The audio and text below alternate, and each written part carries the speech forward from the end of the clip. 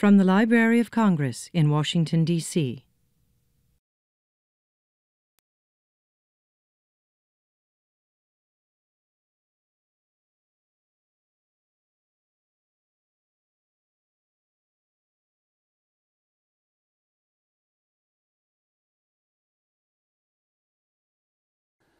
Welcome, viewers. My name is Dan Sheehy, Director and Curator Emeritus of Smithsonian Folkways Recordings, and it's my pleasure to have been here today at a concert in the Library of Congress sponsored by the American Folklife Center that featured three extraordinary musicians from Albuquerque, New Mexico, is at least where they live right now.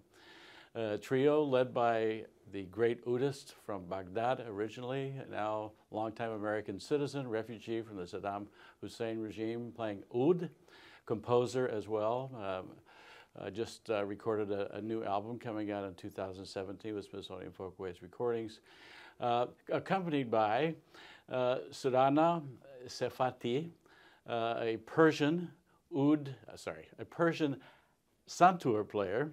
Santur is one of our most favorite instruments in the world, by the way. I hope you enjoy it as well. He also lives in Albuquerque. He's been there a little over a year, from Iran. And also the great percussionist and disciple and protege of Rahim AlHaj, Isa Malouf, playing a host of different musical instruments. And now it's a great pleasure for me to ask you to join us in a conversation with the great oudist, Rahim AlHaj. Rahim, it's great to be together again. Great to be with you always, amigo, you know. Yes, I especially like this very elegant stage setting. Isn't it? This I feel like we're really on television. So, listen, Kim, so we've talked many times before, but I don't think we've ever really talked about, you know, just right from the basics, you know, like, for example, tell us about what was it like, what family were you born into? You know, what was it like, family life, when you were young, as far as you can remember? Where was it? What, you know, what was day-to-day life like, as far back as you can remember? I was born in Iraq, Baghdad, in an area, it's called the Thawra, the revolution. And for actually poor people who after the revolution against the royalties family in Iraq. And so they give them, each family give them one, or person actually, a piece of land to build their house. But it's limited, it's like 145 meters, something like that. And we are, I'm the youngest of my family. I mean, we are a big family actually. I have 5 sisters and 2 brothers. And I was born as a miracle, like my mom said, because she had me when she was 45. 45 during that time, 1968, it's like a miracle. I mean, no women can get birth in that time. I mean, it could happen here and there, but it's within that frame of miracle things, you know, miracles. So I born when I was, my mom, like I said, 45. When I grow up, I don't remember really my mom was my mom, because she's old. It's like my grandma. So my sisters, and they took care of me, and that's what I think they are my mother, not because she has white hair. And my mom is the most beautiful woman I've ever really see. And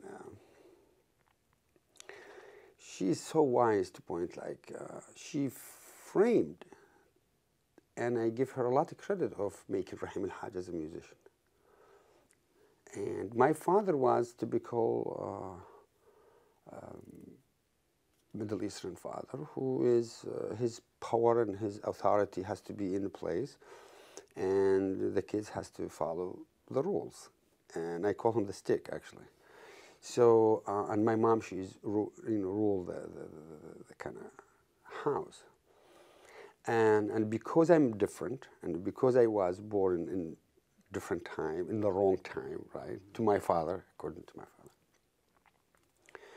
And so I started my life with this kind of environment of beautiful people who loves me and adore me because I'm the youngest, right? And I'm their toy because they don't have kids that time. There was nobody. So since then, I started my intention to music, and like I said again, when my mom played a role, and a huge role, in my music career and my personality at the same time. I remember so vividly one day when I was practicing a lot, and my father doesn't need me to be a musician, never, ever. And in fact, I remember so vividly. He held a gun actually one time, and he put it in his head. He said, "If you really continue music, I'm going to kill myself."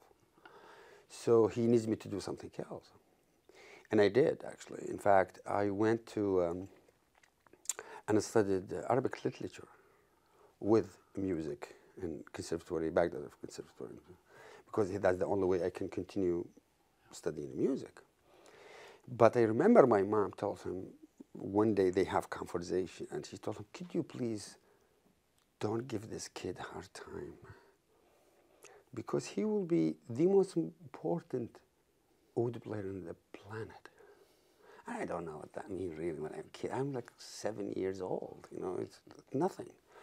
It doesn't come to me. What does that mean that your mother can see this potential of a musician in you, and you have no idea? All I can do is to play the oud. So I remember one time I was practicing at night, and usually I developed a really bad habit by sleeping with my instrument. I mean, I can't for 5 years. I cannot go to sleep if I don't have my instrument. So I cover it with a blanket, kiss it, and one time I was there, and I was really tired, and I was talking to the oud. I said, "Oh, Habibi, I'm really tired. So can we play tomorrow?" And like that, and just like a real person, you know. So I cover it and I kiss it and I cover it, and my father was passing by, and he went to my mom and he said, "Our son is insane, and we need to do something about it." And so he really wasn't into music, but he's the most beautiful voice I've ever heard in my life. And when he sings, the depth and the sensibility in it, he took this voice to cry. Because he came from, and my mom at the same time, they are cousins. He came from marsh Arabs in the south. And the marsh, as you know, is just water, right? That's how and then when they go to the boat from house to house, and there's the reeds high. So that's how they use their voice, singing. And he has absolutely haunting voice, haunting. I remember one time he was singing, and I went, I grabbed my oud, and I want to know which kind of maqam he used, you know, which kind of maqam he sing to. And my mom, she stopped me. She said, "What are you doing?" I said, "What? I wanna play with him." I said, No, son. He is actually crying. He's not singing."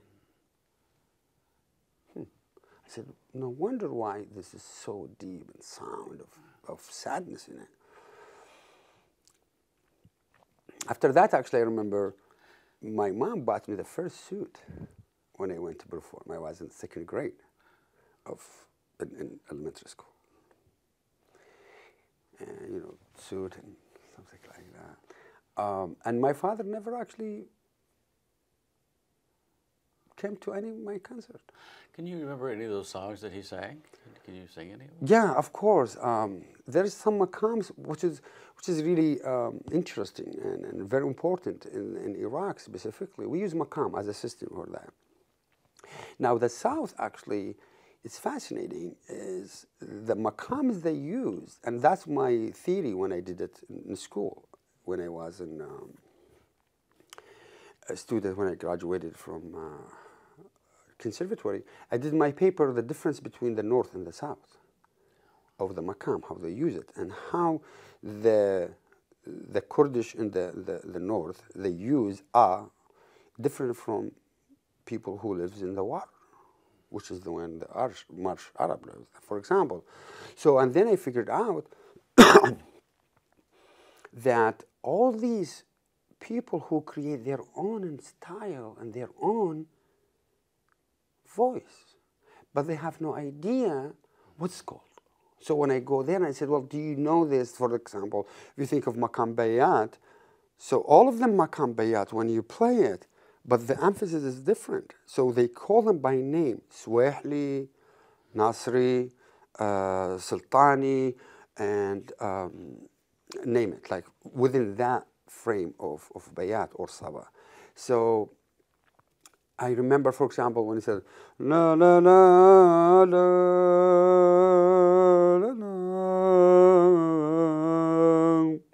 la la la la la la la la.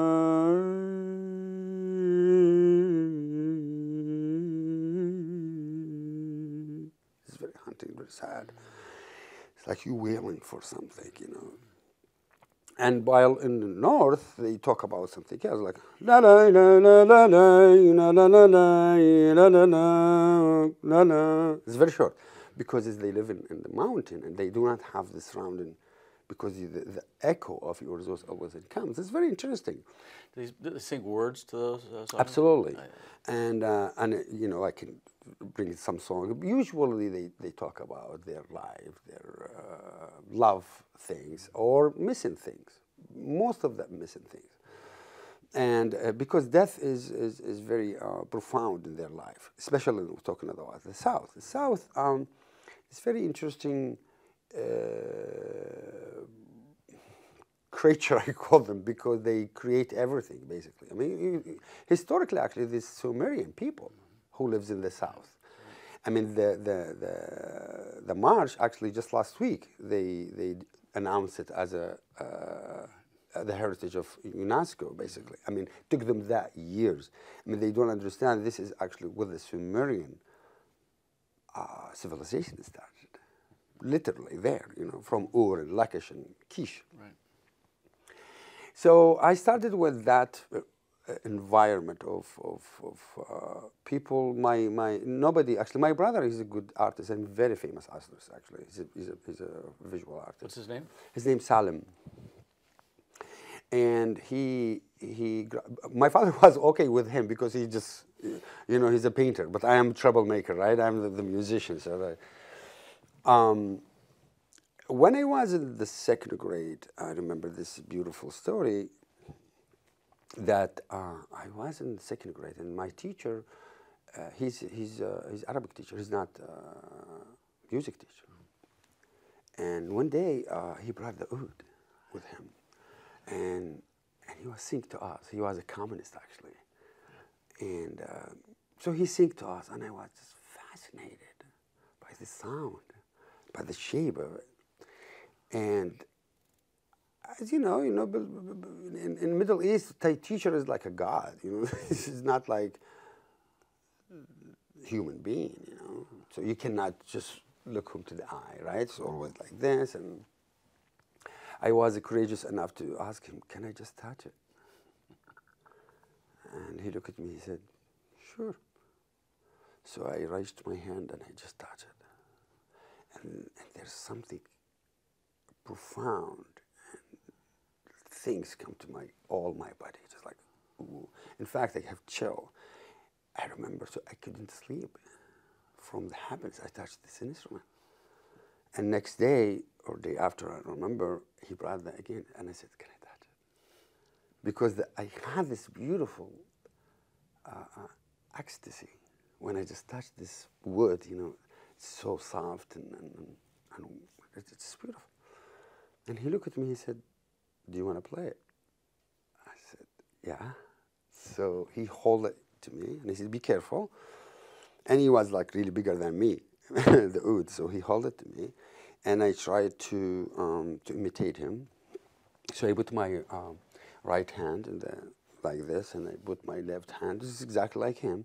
And I was so nervous, and I drummed something. And he's shocked. He said, wow, you are a musician. Take it. Can you imagine? Yeah. Teacher give you ouds bigger than you, and it was like an instrument. And you'd never seen it or played an oud before? No, my life. I mean, I heard it on the radio, TV, but. Yeah. So he started actually teaching me, basics, like maqam ajam, major and minor, and the next day I was just like doing something I have no idea what I'm doing. Song, and he just freaked out. I mean, how do you know this? You can play it, but you do not know which maqam is. I said, I have no idea. So by the second grade, third grade, I did my first solo concerts, basically, as an elementary. So he let you take the oud home? Or Yeah, in fact, that's a beautiful story that I'm, going home with oud bigger than me. I just cannot go. So I asked him politely if he can just walk me, because the kids, they're gonna take it from me, or they, usually they throw rocks. Oh, what the hell is this? Thinks weird thing. So he went with me to my home and told my mom that time. And teacher is very respectful, and very respected there. So when the teacher come to your home, it was like a big deal. It's a huge deal. So he told my mom, well, he has really great potential to be a musician, and I can see he's a musician. And this instrument, I'm gonna give it to him. So he didn't steal it. He didn't. That's his.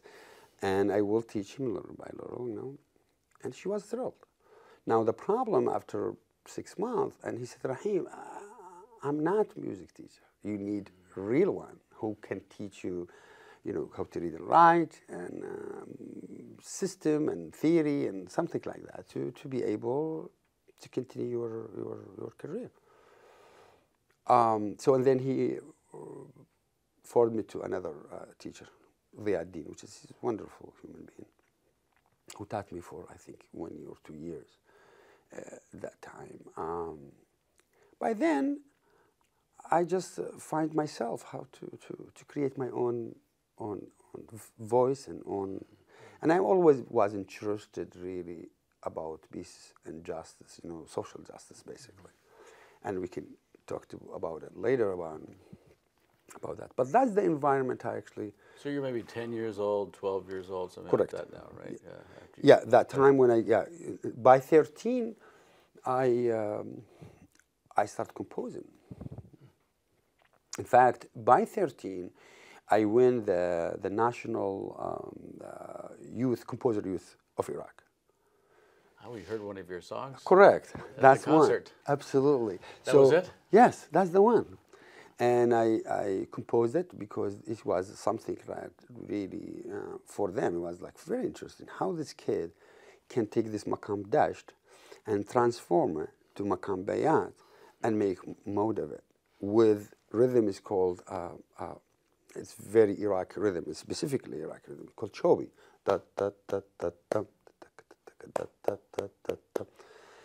So it was innovative things at that time, it's not.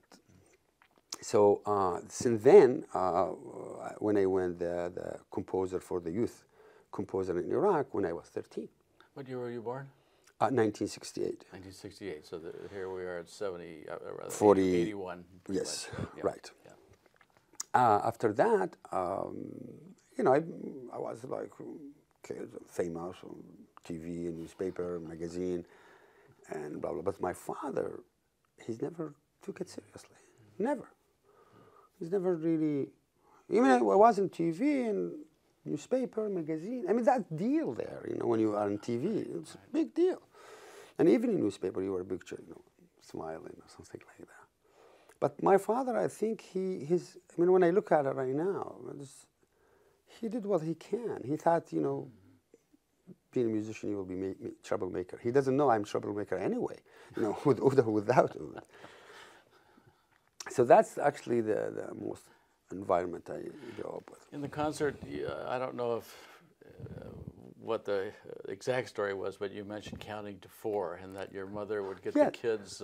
What was that about? Yeah, this is when I was there, and always practicing, always compose music, and because the oud to me, it was my breed, and still. I cannot breathe without my oud. Never. I mean, I never ever been away from my oud, except 1.5 years when I was in prison, you know.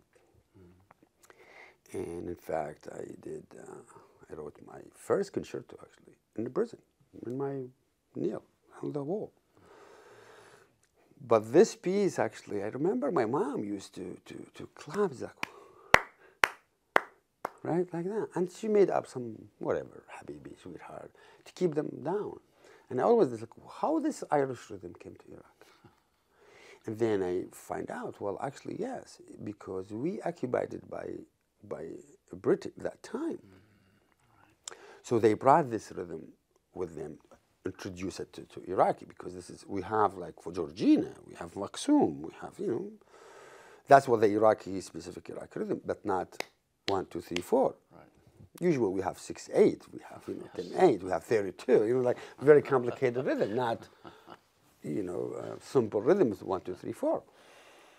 So I'm hunted by it. I was like, well, this is beautiful to compose on this, in her memory, actually. I composed it for actually string quartet, and that's a string quartet at that time. By then, I think, as a musician and as a human being, well, you will be influenced around what environment you live in with. Now, why my generation, actually, we are very unlucky generation, actually, because I call them the generation of war. I grew up when the Iran-Iraq war started, which is 8 years, right? I mean, huge. What year would that have been? It was in 1980 and ended in 1988. And as I recall, more than 1 million people died in Correct. that war. So we lost 1 million from Iraq and 1 million from Iran. And that's the beautiful, now we are playing together, Irani and Iran. I mean, that's what the significant thing is about. By the way, I remember so vividly, I was in Paris and one time, and there's an Iran. I never saw Iranian. I never in my life. I mean, because they are our enemy, right? That's how they show it in TV and in media. So, and I was in Paris, and there's an Iranian man. He came to me in my concert and introduced himself as an Iranian. And I was shocked because I never saw Iranian human being. As, you know, just like touch me, and because that's how I see it. It's war, killing, death. Because used to, the regime at that time used to show every day, 8 o'clock at night, in the national TV, or because we have one TV actually with these 2 channels, and owned, of course, controlled by the government. They have shows called Suwar min al-Maraka. It's like pictures of battles. So whatever battles happen there, you know, across the Iraq, they show all these dead people, soldiers of Iran, and that's all the picture of Iran. I have it. It's fascinating. So years and years later, I'm playing with Iranian musicians. So I remember I had a chill with this guy, Iranian. He's a human being in Paris. That's why actually it lead us to this point that I figured out this is not fair. This is, when I came back, I said, no, this is not fair. There's no justification for this war. We lost 1 million people, and we have 600,000 disabled, both sides, by the way. And I started protesting the war and composing music, actually criticizing the war, criticizing the government at that time, who led me to be in trouble with the government at that time. What was a song or a piece that you, for Yes, as an example of one? Correct. I remember I composed one piece called Why. Composed, actually written by a dear friend of mine, my childhood friend. His name is Jawad al-Hamrani, who's still alive, actually. Last year when I went there, I was just searching for him to find. And he wrote this lyrics about, it's called Why, Lesh, criticizing, because that time we cannot say directly what's going on. We have to go around it. I mean, we interpret our poetry or our music. You cannot say Saddam is a dictator. You cannot say that. So why was comparison between good and bad? To ask why there is rich people and poor people. Why there is hungry people and non-hungry. Why there is justice and non-justice. We go on and on. It's always why. So when you hear it, you don't really refer it to you criticize the government. You can defend it to some degree. But I think the regime is smart enough to figure out that. And what happened later, actually, this piece, it becomes very popular in Iraq. In fact, one time, I remember it so vividly, we stayed in weddings. And me and Jawad and friends, blah, blah, is a friend of us. His brother was, he get married. We sitting like that in the wedding, and they start singing. And they start singing the Why song. And Jawad Hamri said, I didn't write this piece. You composed it. No, I'm not composing this piece, really. So finally, they find out, who wrote this piece and who composed it. He was very famous in Iraq. Really, they used it in their weddings, whatever things they can have opportunity to, because for them it became a voice to what they hold against the regime during that time. And when you say they found out, you mean people in the regime found out? Correct. Yeah. The regime, they have a lot of mukhabarat, intelligence and security there, which is very, like any dictatorship anywhere in the world, because they are very strong. And Saddam was very strong. The person who is controlled the country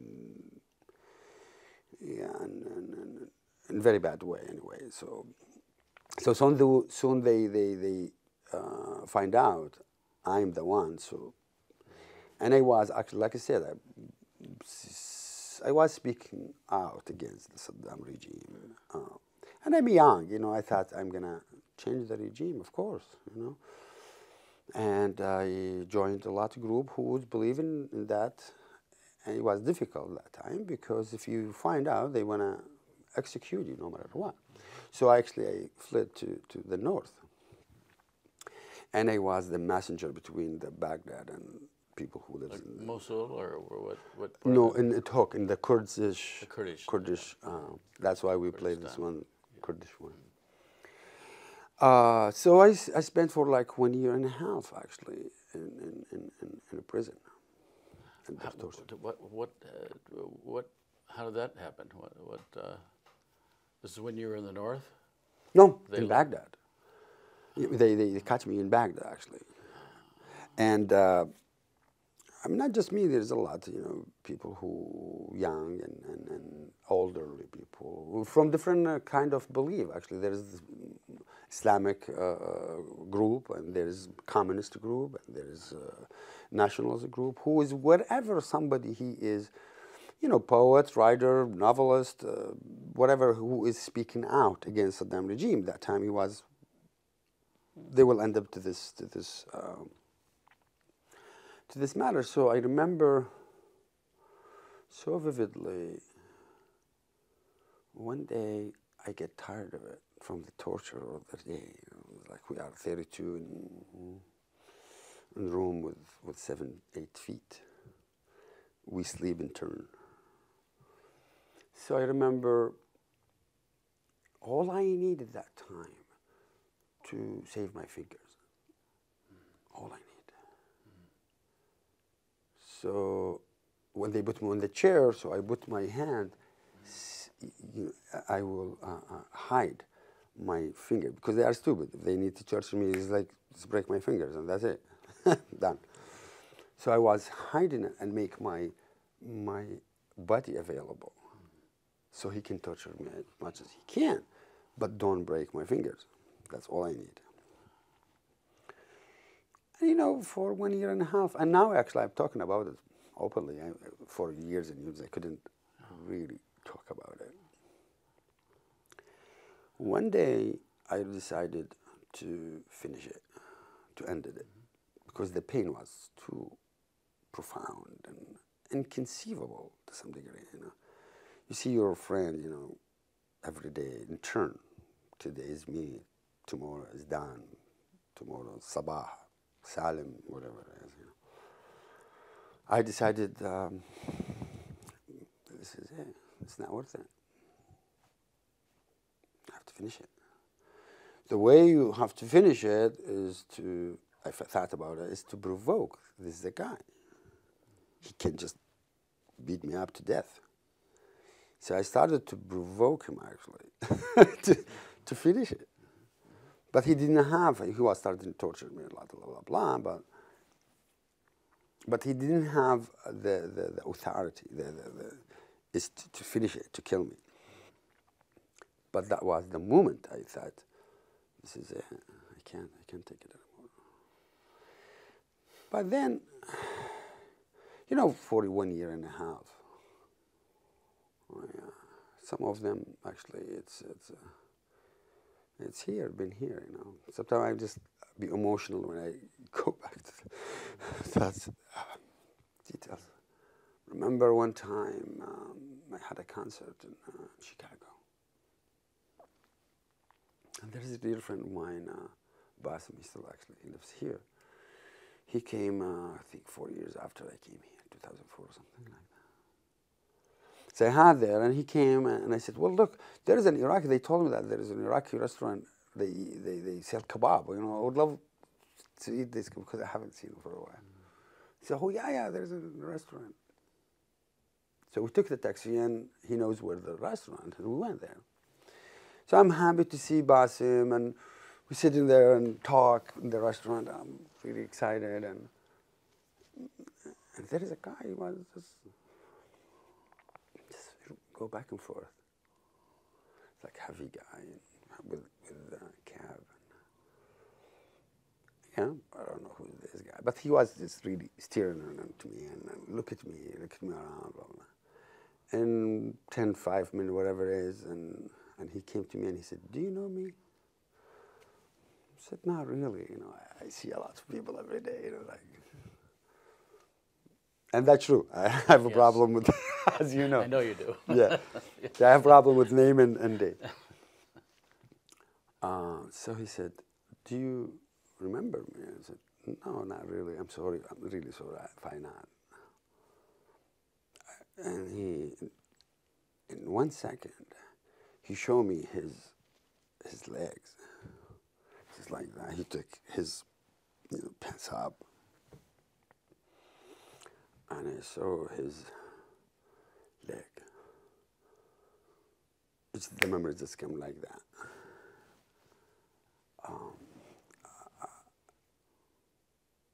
I started crying because I know this leg.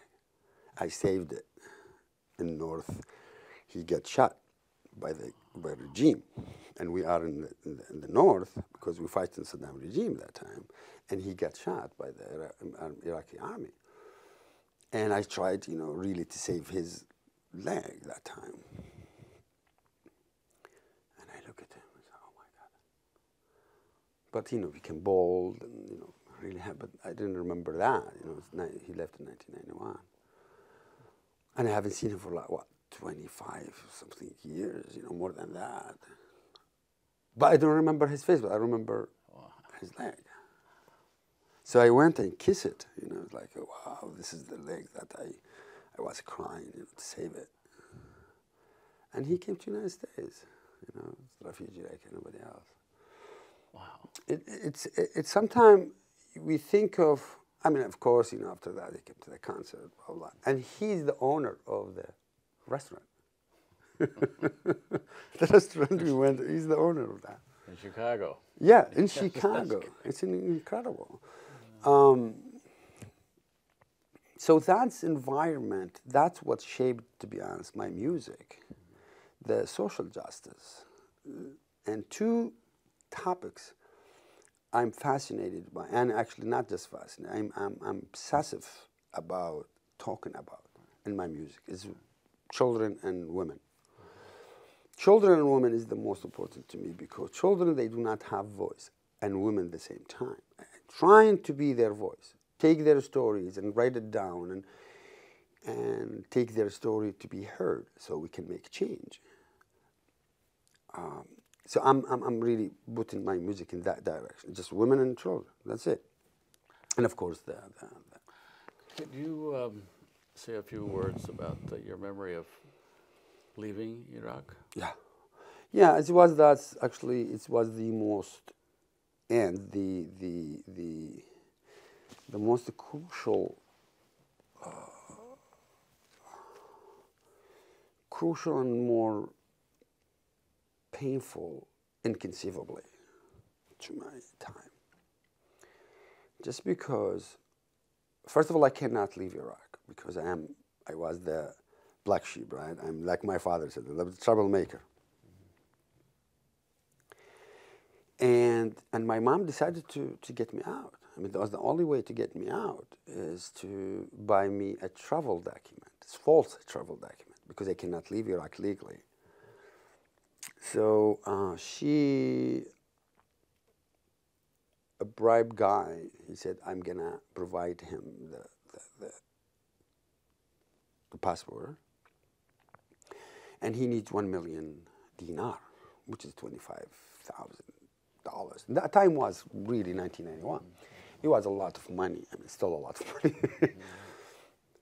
So my mom had to do anything. I mean, she sold everything, all her belongings, including her clothes, just to save me, to get me out. And secretly, nobody knows, except me and my mom and my brother Salim, and her, and this guy, who has to take me from Baghdad to Jordan, to Amman, with false travel, even different name.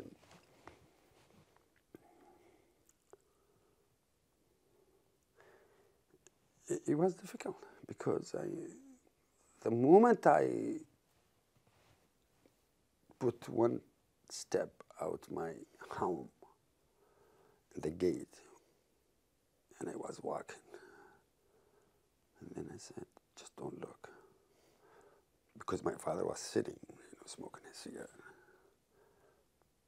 I said, if I look back, I'm not gonna go. So I took my oud, and I let my brother take my books, my suitcase, and from the other gate, outside the gate.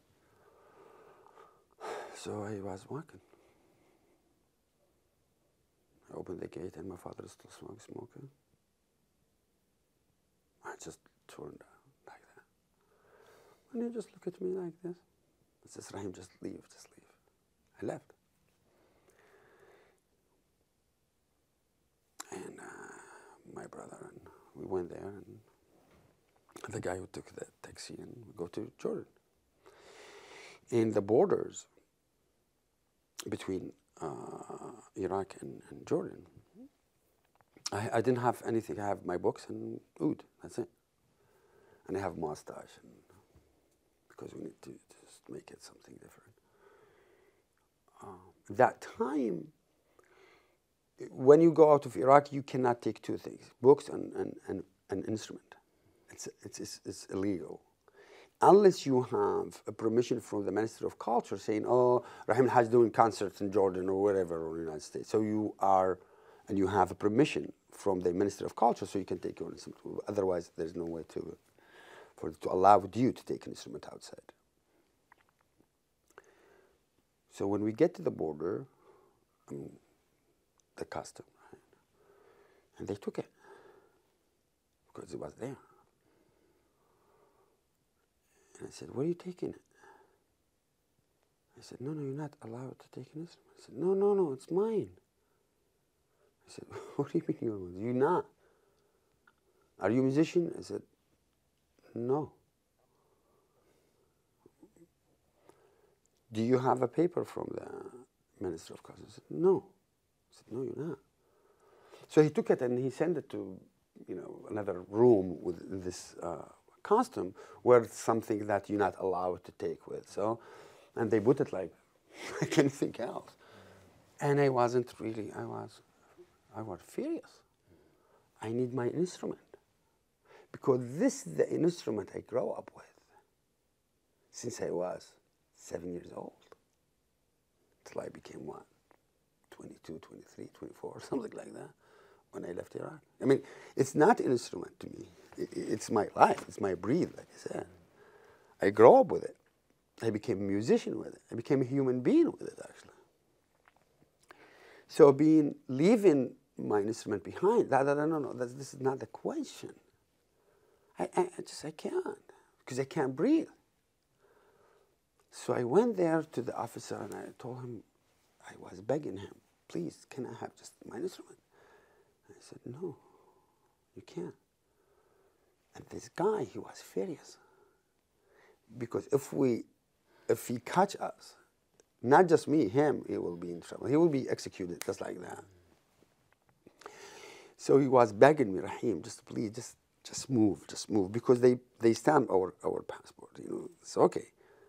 I told him, no, I can't. So we go, and he was, you know, really, and he said, look, I will bring it to you. I promise I'm going to bring it to you.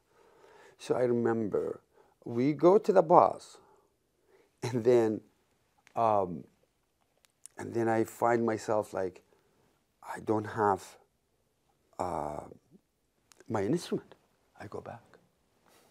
I'm running to him, begging him and crying. Just give it to me, because I can't breathe. And he said, no, if you want to go back, you go back. Take it. If you go back to Iraq, no problem, take it. But you cannot take it out. So 1 second I get sick, really. I get really ill in the same minute. I mean, really ill. I was shaking. I mean, like, yeah, something. My body couldn't take it. I mean, whole things, my body couldn't really handle that pressure too much. By afraid to be caught and have my breath, I call it. I can't, really. And this guy, he was just begging me to get me, so he pushed me to the bus. So we just passed the borders from Iraq to Jordan. And that was the most difficult and the most crucial moment in my entire life. I mean, torture, I don't care, but this one was very important to me. Was very profound to me. So you went from Jordan then to Syria. Yes. And then you had experiences in Syria. You found something special. Right. In Syria. What happened there? There in Jordan, I was hiding actually during that time. And actually, before I will go there, which is beautiful, but I need to say something really, really important about that. This passport, I was in Jordan because it was valid for 1 year. Because it's different name and different. And expired. I cannot go anywhere. There's my childhood friend, his name Abdul, who lives in Frankfurt right now. His brother Ahmed Sudani, who is my dear friend, also my childhood friend, who is the most famous now visual artist in the whole United States. I mean, like very hot name, you know, like 1.5 million.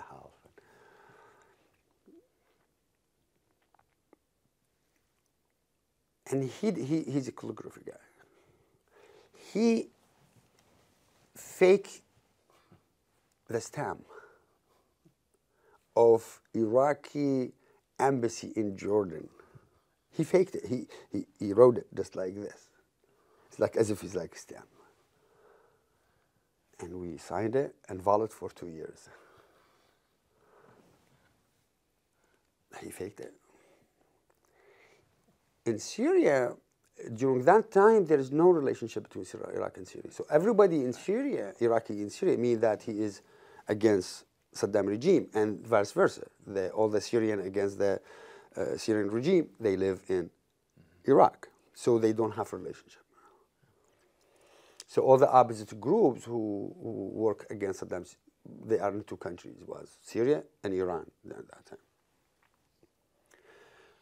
So they get an invitation to go to Syria, Damascus, to do a concert,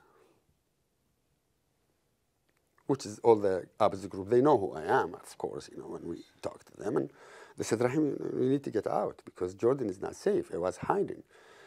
I don't need to see, because that's the only country was at that time period who have a normal relationship with Iraq.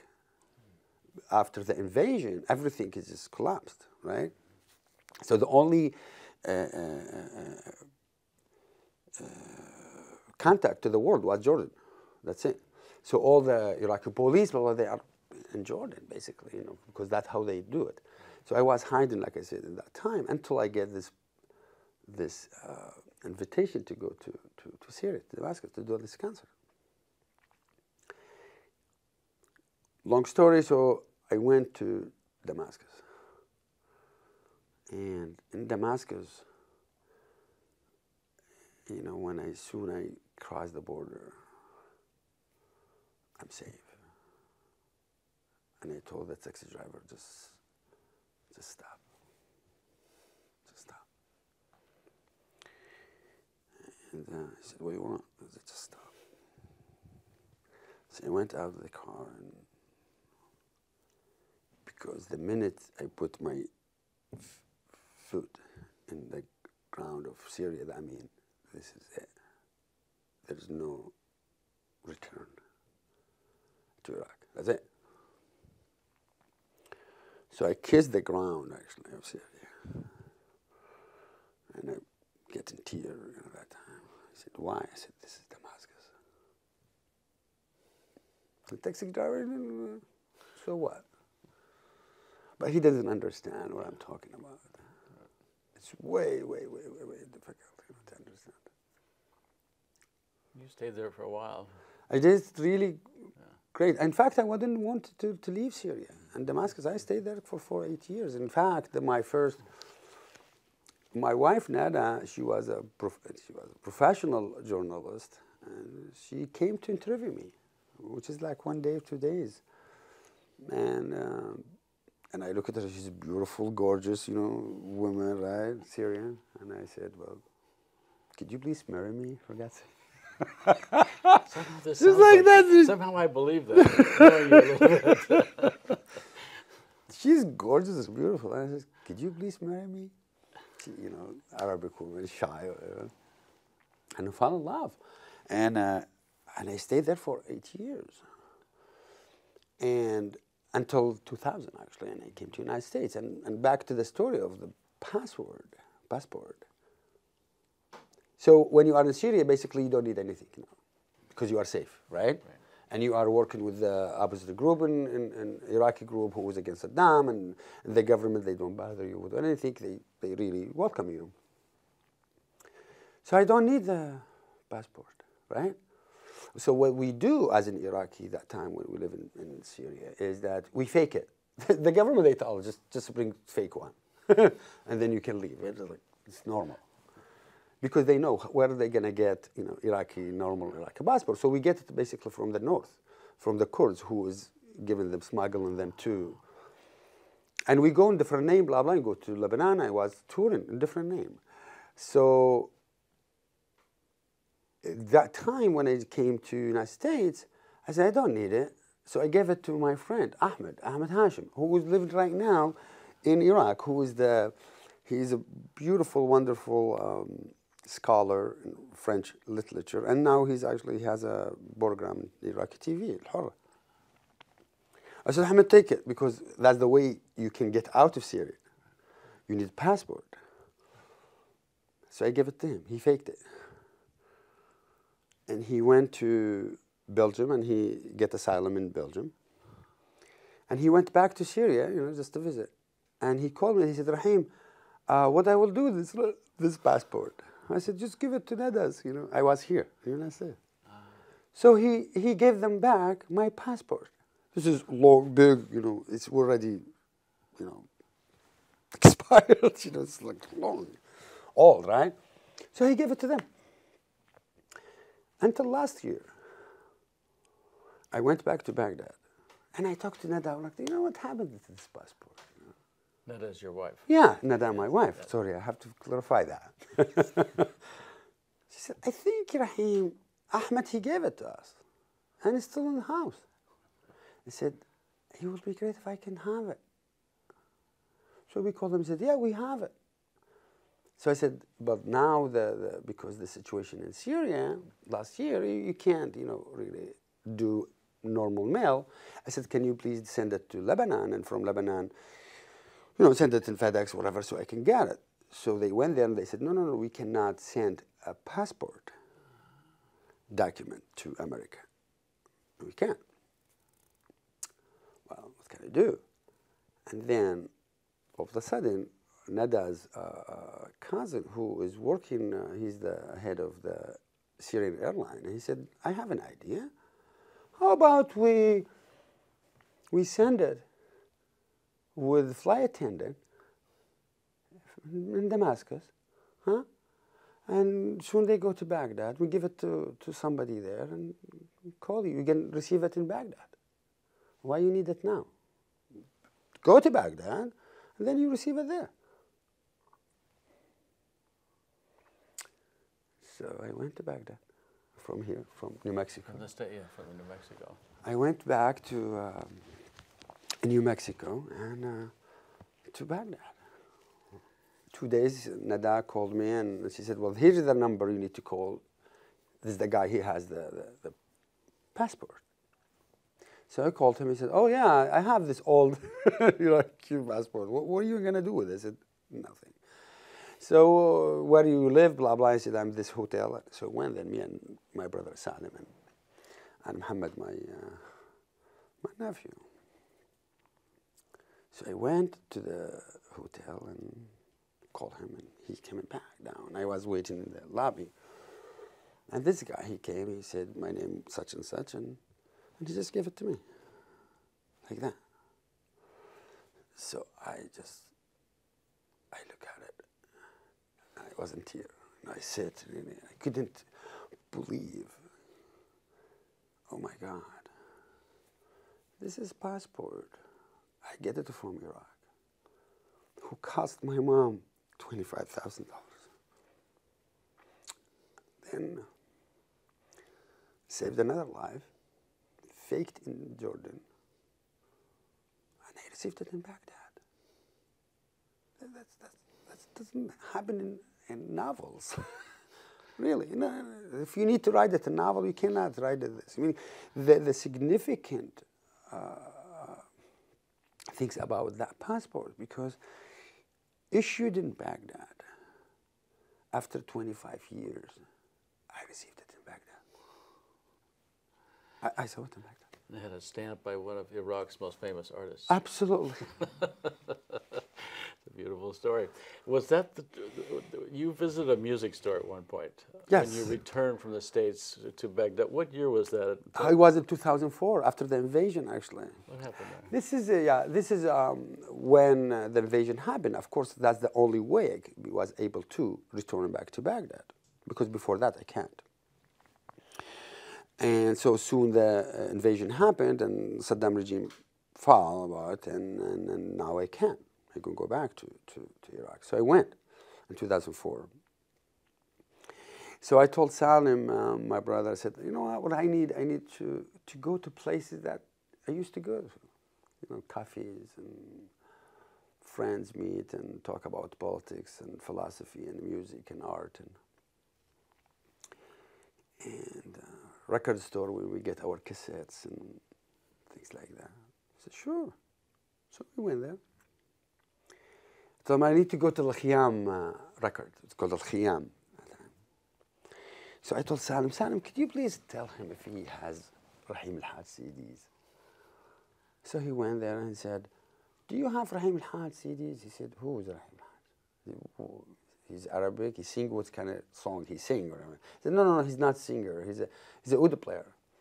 So there's a guy behind the counter. He heard the name, and he came to him. He said, "You mean Rahim AlHaj, the oud player?" He said, "Yes." So he went back to the store inside, and 2, 3, 5, 6 minutes, whatever it is, he came, and he brought a cassette with my picture in it. It's like stupid, posing like whatever. It's young. And he said, "You mean this one?" And Salim told him, "Yes. In fact, this is the guy." And he looked at me like, he couldn't believe it. He couldn't believe it. So he went from there, and he come to me, and he gave me a hug, kissing me. He said, "Rahim, you don't understand. All these years, during the sanction, with 13 years and more, we've been copying this record, this secretly, because it's the only voice for us to be against the Saddam regime. And it's not illegal for us to, because it was illegal to sell my cassettes in stores." So I look at it, and I again cried a lot. And I said, "Oh my God, like this is like what, 1982, 83, right?" So I look at it, and he said, "Take it, please." And I said, "No, it belongs to here. It's not to me, It belongs to Baghdad, not in the United States. And what am I gonna do with cassette in the United States? It's here." He said, "Could you please just sign it for me?" So I signed it for him, and I thought, wow, that's how I left some impact. I made a difference.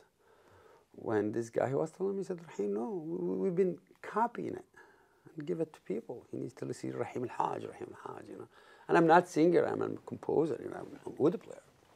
So it was really significant. Do you have a photo of that or any copies of it? Or anything? I think, yes, I do to some degree. When I went back, there's a mixed feeling down that time when I first visited. It was a very emotional visit. Different from last visit, which is last year. Just because I had an idea, all my pictures, old pictures, who saved them, most of them actually they destroyed, just because they do not need any document about me, even though they know who I am. Somehow they figured out. So I get the idea. I said, all this memory and all these pictures, it belong here. It's not belong to me. I don't know. I get this now. I regret it. I have to bring it. I get some of them, and now actually my brother, he started posting them, on his page. Nobody will know Rahim AlHaj, when he was, 7 or 8, the first concert, second concert in Iraq and Baghdad. At that time, I was, and I toured the world with the most famous, important musician in the whole planet, Munir Bashir. And he was my teacher for 6 years. And I had the privilege actually to be with him. And I had, I was not just privileged, I was actually fortunate. Even though actually he was, God bless his soul, he believed in me as a musician, but he needed me to be part of the regime, and I was refused to do that. By then, I felt like every memory, every things that books and pictures, letters, that's belong to there, not belong to me to some degree. So, why the United States? And the whole resettlement experience. What are some memorable stories? Well, yeah, this is really interesting.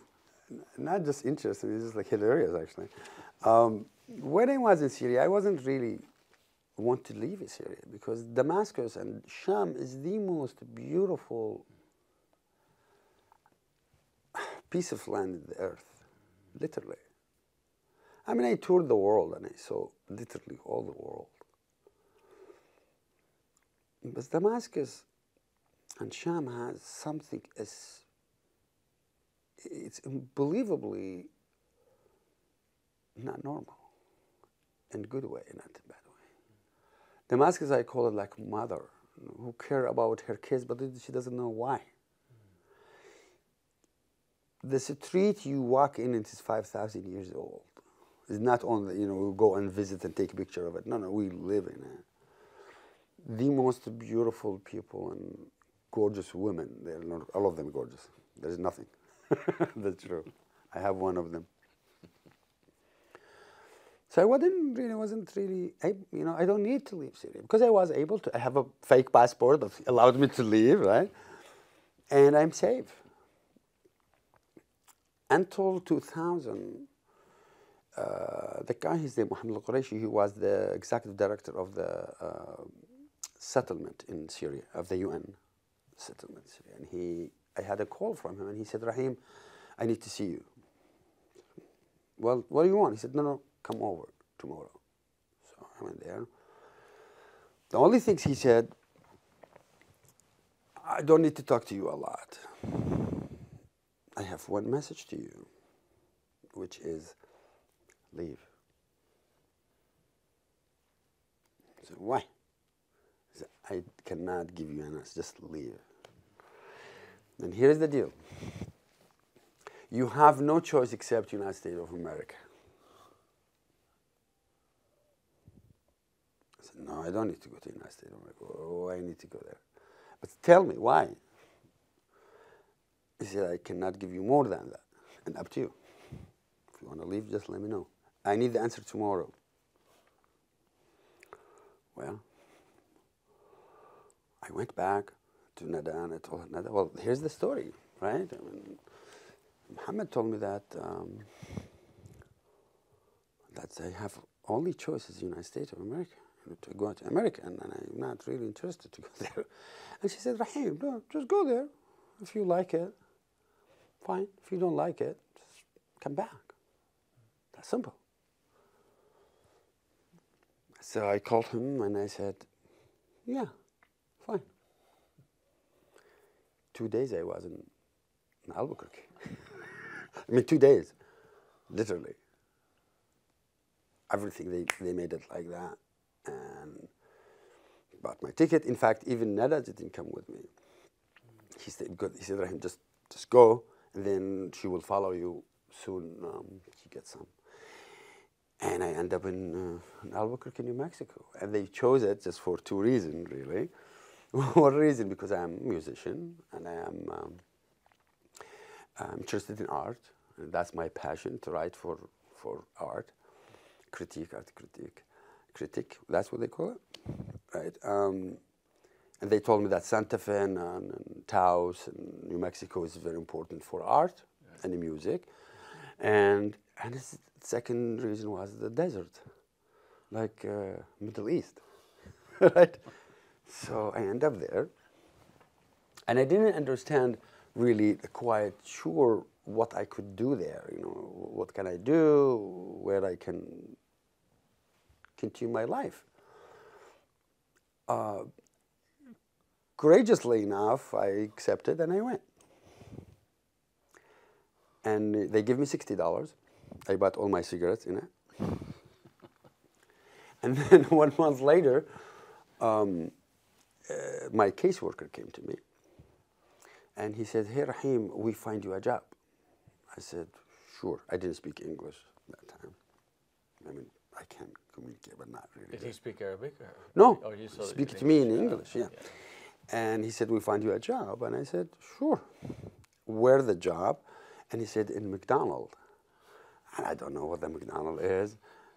I said, so which kind of conservatory is that? They teach just classical, Western classical music strictly, or they have branch of Eastern classical music? And he smiled. He said, no, it's a McDonald's. I said, yeah, McDonald's, yeah. So which kind of institute is that? He said, unfortunately, it's not an institute. It's a restaurant. And I said, but I don't play in restaurant. I don't play in restaurant. He said, well, you're not playing there, actually. I said, so what do you need me to do? This McDonald's, whatever they call it. he said, well, this is a restaurant, and you need work as a dishwasher. I just lost it. So whatever bad word I already learned, so I throw them to him. I said, no, no, no, no. You know who I am? He said, yeah, I mean, we know you are one of the blah, blah, you know, important musician in the whole of the world, but you must make living. I mean, you have to work. And that's the only job we find you for now. I said, no, no, no. Could you please send me back to Damascus?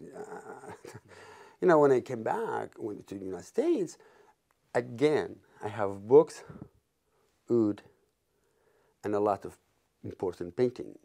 That's it. That's all I have. And that's another, you know, another station. You know, I have to take another chapter of the same oud traveling, you know, from continent to continent. I said, no, no, no, I want it back. He said, well, yes, but if you want to go back, you have to pay your ticket. The one you, not just the one you came in, the one you going back. Oh. Well, I don't have it. I don't have the money. It's like $4,000, $5,000. And I said, right. Well, now what? I'm stuck. I have a dear friend of mine. She's a wonderful human being. She's still my best friend. Her name Kelly, guy back on Earth. She was teaching me Arabic, and I'm teaching me English, and I teach her Arabic because she's interested in it. We speak Arabic very well, actually, that time. I mean, well enough to communicate. I said, Kelly, hey, could you please, I want to make a concert and collect my leave. I can't take it. They need me to work in restaurant. I can't. Okay, so I have nothing. I mean, absolutely zero. I was sleeping on the carpet, and she gave me not a blanket, even sheet, exactly, and pillow. That's it. That's all I have, and oud, and books. I thought, let's do concert, and whatever I collected, so I can buy my ticket and go back. She said, yeah. So she went and rented the hall at UNM, color hall, and then we hired for sound guy. And I remember one time she made a flyer, right? And she said, Rahim, we have to put the flyer in the street. I said, I can't put my flyer on the street. Just stay here, practice, you know, and I will do it. Did she work at the University of New Mexico? No. Or she was just, no, she's a French. She's a kindergarten teacher. And like I said, she speaks Arabic, and that's why we introduced by a mutual friend who is actually he's here in Washington D.C. work here anyway, and he told her, well, this guy is famous and blah blah, and he's get lost and he needs to leave, but he doesn't know how. So, and whatever she has money, it was like I think $700 or $800, and she put it just to do it to.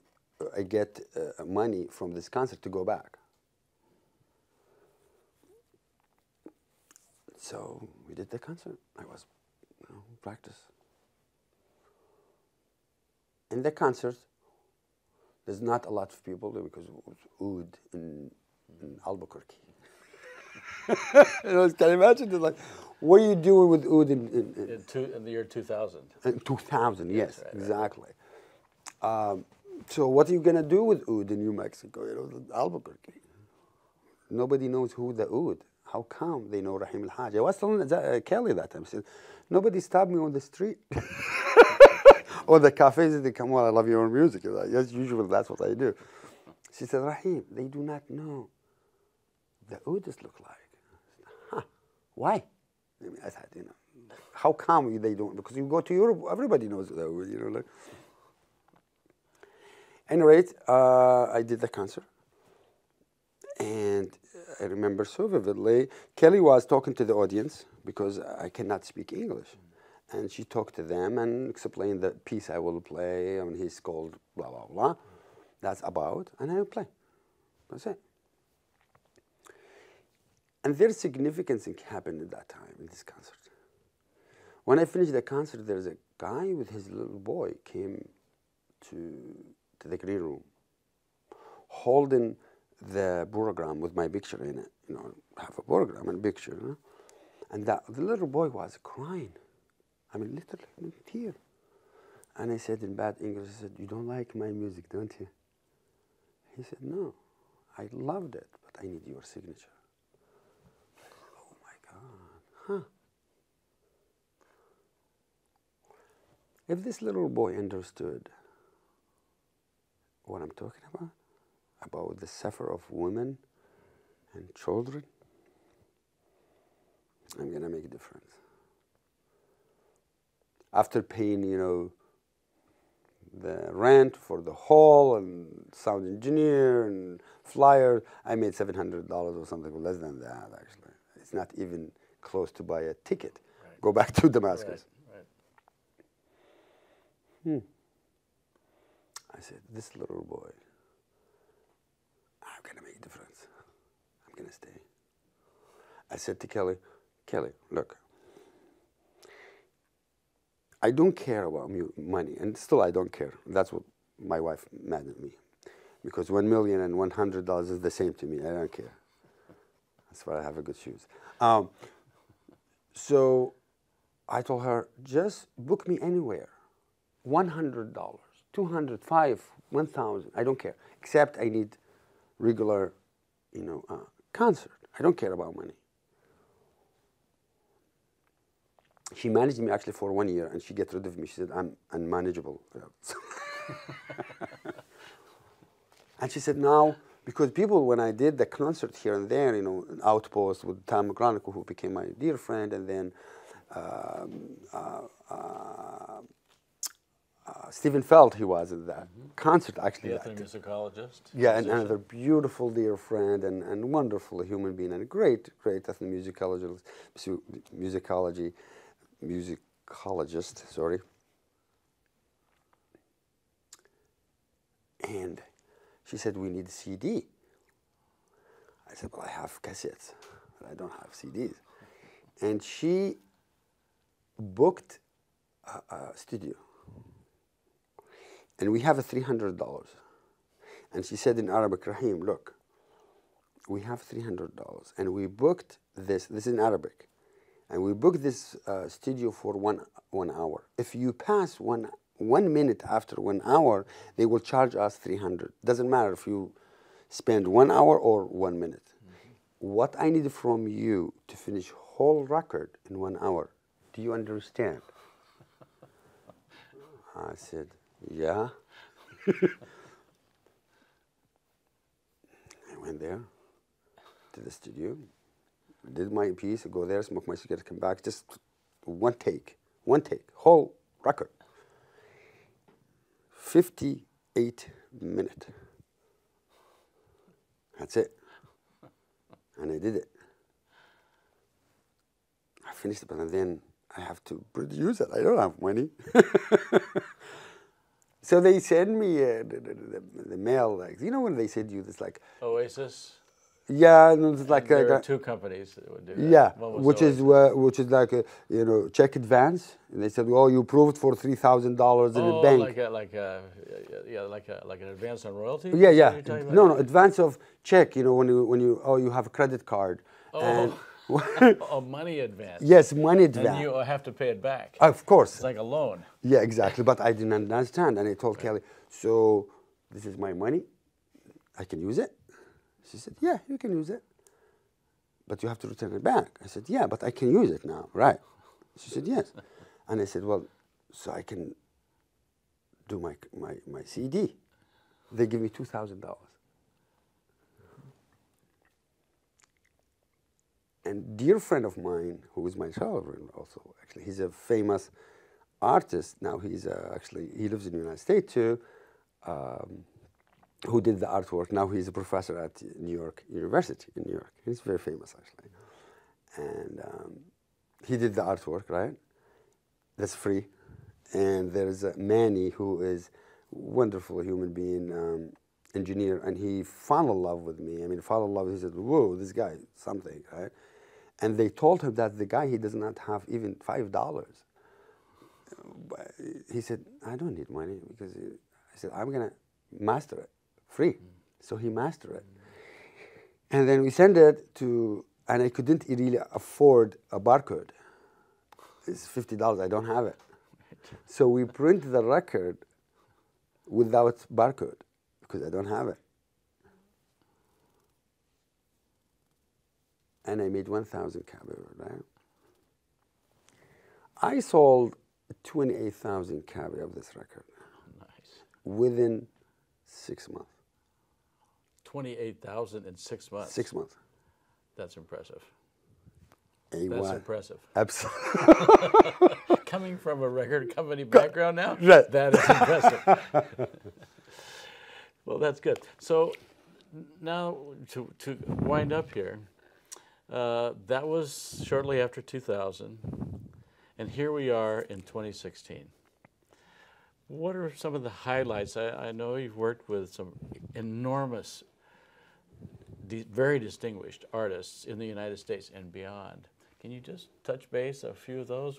Yeah. Where has your career gone up until today? Actually, after that, and I'm like I said, I'm fortunate to be in the United States because I had the opportunity to communicate and collaborate with wonderful musicians from around. You know, I collaborate with from rock and roll, REM, to Kronos Quartet, to Robert Murabal, a Native American, to Spanish, and I mean, India, China, everywhere. So I had really the opportunity to collaborate with that. And my highlight actually started with the record with the Smithsonian, actually, Folkways Recording, when they really courageously enough, they invited me to do a traditional Iraqi music, and I did it, and that was really wonderful because it was an introduction to me to Iraqi music, because I was interested to do my own music. I'm not interested really to do traditional one. Well, as I recall, there was an interesting discussion about that. Right. What was the deal, as you remember it? Is that in the beginning I was that, oh, you know, that's great. I can have, you know, Smithsonian. I know it very well. I know them really well, and I had huge respect for them. And I was, you know, honored and excited, really. But I wanted to establish my own composition. That's why I'm interested. But actually, I have a question. I don't remember. You asked me, or even Atish. He said, "What do you think? How much people they have difference? They know the difference between your music and the Iraqi traditional?" I know I asked that. We both may have asked that question. Probably. Yeah. So I think I said, "Wow, that's absolutely true." Yeah. So give them the introduction to Iraqi music, you know, traditional, and that's what we get really Grammy nomination for. It was a beautiful record, and it has a lot of story around that we don't have time for it. Until we finished with this beautiful record. Last month, actually, I had the privilege, actually, to have this beautiful record. It's called Letters from Iraq. And Dan Sheehy, who was really wonderfully, he said, "Absolutely, yes, send me some music." So I sent him some music, and you heard it. It's about Iraqi stories with 8 letters from Iraq, from women and children to United States. And I carefully painted these letters to music for oud and string orchestra, basically, but we couldn't do it as an orchestra, so we did it with a string quintet with percussion at the same time. It was next month. And that's actually the highlight of my career in the United States. Wow, that's beautiful. Just to, last question, to round this off, what's your hope for the future in the United States particularly, but anywhere, for your music, for culture in the United States, just from your own personal point of view, what's your personal hope for the future connected to your music? I mean, again, I told you that my music is about how to make difference in the world. I don't care. I don't care about money. I don't care about fame. I don't care. I care when I feel there is some difference make to this planet. And all of us, actually, we are responsible to do something good to this planet. Because it's not just for us, it's for generations to come. So by creating beauty, creating music, creating art, creating understanding between all of us, and make this world beautiful to generation. What a great honor, what a great thing to do. And I will do it until I expired, actually. That's what I might believe, is just to talk about women and children, their stories, bring them back. I mean, not just Iraqis and Syrian, and around the world, actually. Wherever I hear woman, she's sad, or woman, she is in need, or woman has a story, nobody hear about it, I will take it. And I painted it as music. If I hear one children in wherever in this planet has the story and nobody heard about it, I will paint it. I call that paint. I don't really call it music, really, to be honest, because I'm truthful to the story. I'm truthful to the moment, and truthful to the history, because this is gonna, 10 years from now, 20 years, God knows. Yeah, the musical portraits, it's really is beautiful. Absolutely. So my hope is to bring peace, love, and compassion to our crazy world right now, because we live in really unpleasant moment. I mean, whole the world live in a pleasant moment.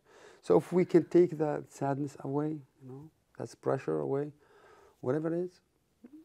If I educate my neighbor who is really think that Mexican, they don't have electricity because they are poor, or other neighbor who I am, for him, I'm Muslim, and I'm totally cousin of Osama bin Laden, probably, and educate him that, no, this not. This is my country. And I didn't tell you this story. I was in 2004, after the invasion, in the most beautiful moment I had when I saw my mom again. It was beautiful, beautiful. So I remember 2000, I haven't seen her for like years and years and years, right? She's beautiful, gorgeous, 82 years old. I mean, gorgeous. One night I was just talking to her, with my hand, my head in her lap and talking. She played with my hair, and we talking, my sisters and brothers, happy. And just 1 second, I remembered in New Mexico. And all my heart melted like that.